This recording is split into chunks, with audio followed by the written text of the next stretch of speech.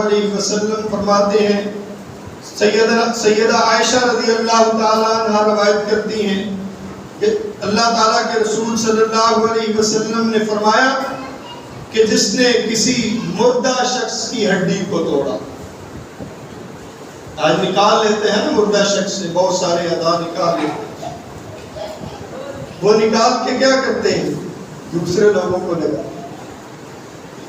اللہ کے نبی صلی اللہ علیہ وسلم فرماتے ہیں کہ جس نے ایک مردہ کی جسم کی ہڈی کو توڑا، اس کو نکال کے استعمال کیا یا ویسے توڑا،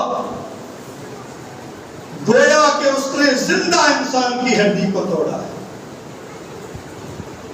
اور آج ہم لڑائی جھگڑا کرنے میں کوئی دیر ہی نہیں لگاتے، بیٹھے ہوتے، اور ہمارے معاشرے کا المیہ یہ ہے کہ پتہ نہیں ہماری سائیکالوجی کس نے لکھی، کس نے بنائی۔ کہتے ہیں جی مجھ سے غلط بات برداشت نہیں ہوتی، میں غلط بات برداشت کرنی ہے، میں اگر صحیح بات کر رہا ہوں تو اس کو برداشت کرنے کا کیا مطلب ہے؟ وہ تو ویسے ہی صحیح ہے، آپ کو تو کوئی نقصان نہیں دے گی۔ بات کون سی برداشت کرنی ہے؟ جو غلط ہے۔ صبر کس پہ ہے؟ جو غلط بات ہے، جو آپ کو تکلیف دیتی ہے، وہ بات ہے، اس پہ صبر کرنا ہے۔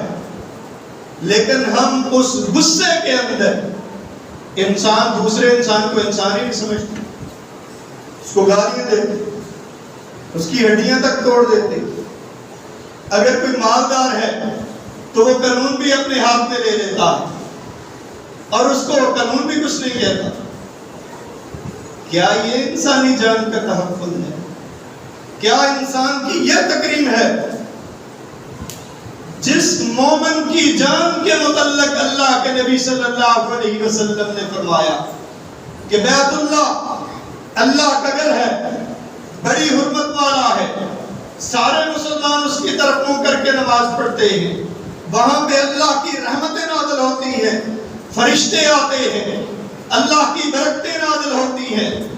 سیدنا ابراہیم علیہ السلام نے اس کے لیے دعا کی ہے، اتنی بڑی عظمت ہونے کے باوجود فرمایا کہ ایک مومن کی جان اس بیت اللہ کی قدر و قیمت سے بھی زیادہ قدر و قیمت رکھتی ہے، اور ہم یہ احترام کرتے ہیں۔